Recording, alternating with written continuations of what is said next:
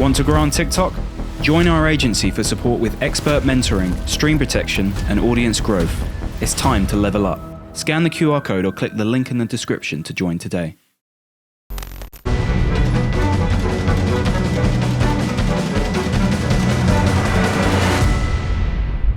What do you make of the fight that was announced while you were away?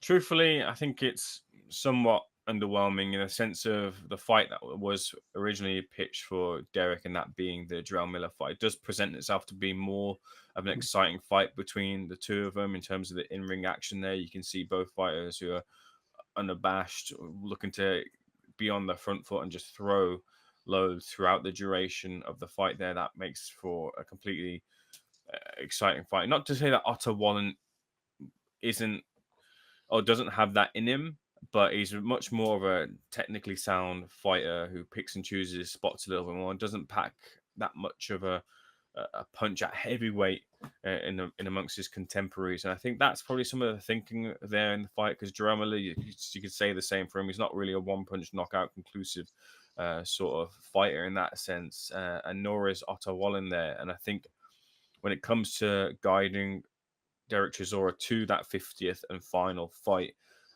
you kind of want to get him there on as much a high as possible, and you've got to match him correctly, therefore. And I think Otto Wallin presents that way. It's probably a bit more tipped towards Otto Wallin, but if Derek Chisora can turn it into a brawl there, you can see Derek coming out with a victory on points as well too. I think Otto Wallin will prove to still be a game fight, and I think he'll be there for the long haul. I wonder how many rounds it will be, whether it'll be 10 or 12, and it most likely will be for 10. And that was a real good decision by the team. Maybe a bit of a ball dropped for Joe Joyce's team, because at the end of that last fight, Derek Chisora was using a lot of the ring to just try and get through to that final bell, even though it was Joe Joyce who hit the canvas later on in the fight there. But yeah, Chisora's shown that he's proven and he's earned this extra fight as he looks to earn that 50th fight as well too. But he's in tough here, but I think it's a fight that either man can well find themselves routes to victory in the fight, and I probably just about back Otto Wallin here. Well, I've got a Wikipedia quote here, especially for Stephen, because he's laughing at my question of whether Wallen is Nordic. The Nordic countries are a geographical and cultural region in Northern Europe and the North Atlantic. It includes the sovereign states of Denmark, Finland, Iceland, Norway, and Sweden. There you go. So he is Nordic. And I knew Finland was one of them because Hellenius is the Nordic nightmare. Yeah. Although he hasn't proved much of a nightmare for British opposition in recent times. Luke Fury says, hope Parker does it. I was a fan of Dubois, but he's a filthy fighter, borderline cheat. Wow. Hit Usyk and Miller low multiple times and headbutted his way to victory versus Hrgovic. I mean, I would say one man's cheat is another man's gritty, tough, fighter. Zambanu Love says Caballero is one of the best body punchers in the division as well. Big Boy Garms, thanks for joining us once again. It says Dell is a shade up from Misfits boxer. He needs a name to fight or it's pointless. Zambanu Love says Wallen is too open to the overhand right. Sam Sammy says, I like this channel. Thanks, mate. We like you too now you said that. Hackhands Ringside Live says, I'll be in Manchester for Chisora versus Wallen fight week. We look forward to, well, I won't be there, let's be honest, but we look forward to, I'm sure Ayman or whoever else is there looks forward to meeting you there, Hakan.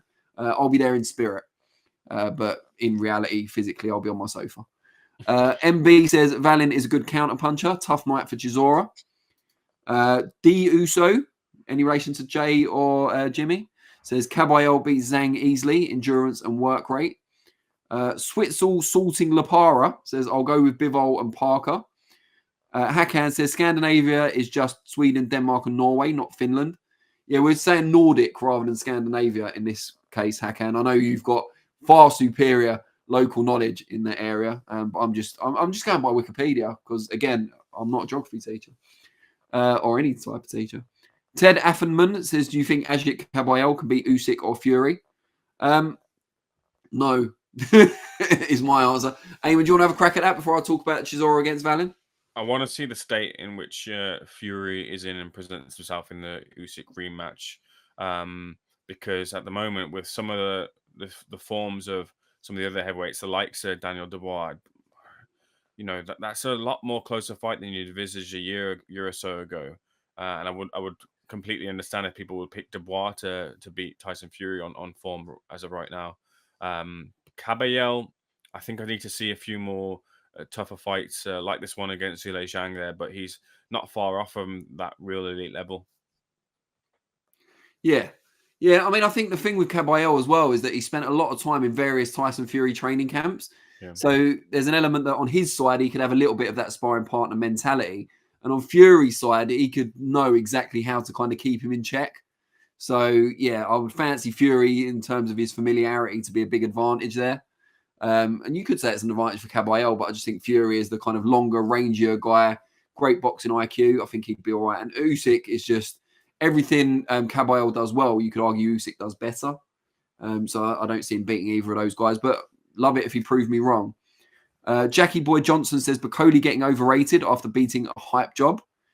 Which one of his victories are you referring to? Anderson, I'm guessing.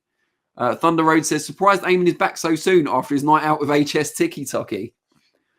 Ayman, anything to reveal? No night out with HS Tiki Toki. No real night out at all, apart from going to a place called Goat, which was a bar where you could watch the football. I spent some time with Jonathan Nagyoff and Jack Fig there, but no night out of any description in Doha. I believe the night out of HS Tiki Toki is scheduled for next week, immediately after the interview with Daniel Kinahan. Carlos Ranika says, the 4 fights that are in the poll, are they all going to take place at the same time on the same night, or is one of them the main event and the other 3 the undercard? The rumor is that those 4 fights will take place in Riyadh on a Riyadh season card on February the 22nd, but only the Shakur Stevenson fight has been confirmed, albeit not officially announced, but confirmed by Oscar De La Hoya and Shakur Stevenson himself. Zambanu Love says Caballel Fury would be interesting. Caballel is not bad at cutting the ring off.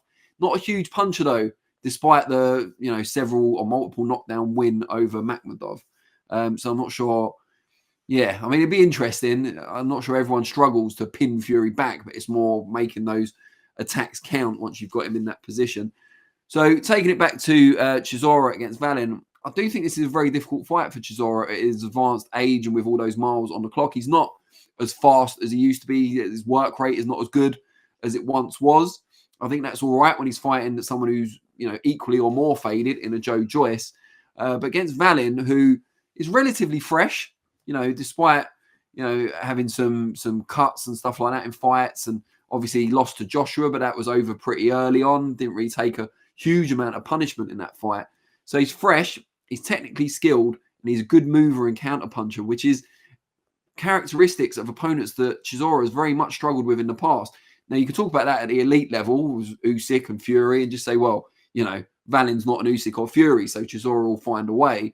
But he also struggled with Caballel however many years ago, must be around 10 years ago now, who isn't the same Caballel as he is now. And he did employ a style in that fight where a lot of lateral movement, a lot of counter-punching, tied Chisora up when he needed to, and had that height and reach on him as well, which Wallen will have even more so. I just think style-wise, this is almost a perfect fight for Wallen because Chisora will come forward and he'll throw a lot of punches, but he's not a huge one-punch hitter, despite that highlight reel knockout of Carlos Takam. So you've got to think that Wallen will go in with a lot more confidence than he did with the Joshua fight as well. I just feel like he could fiddle his way to a victory here as long as the judging's fair.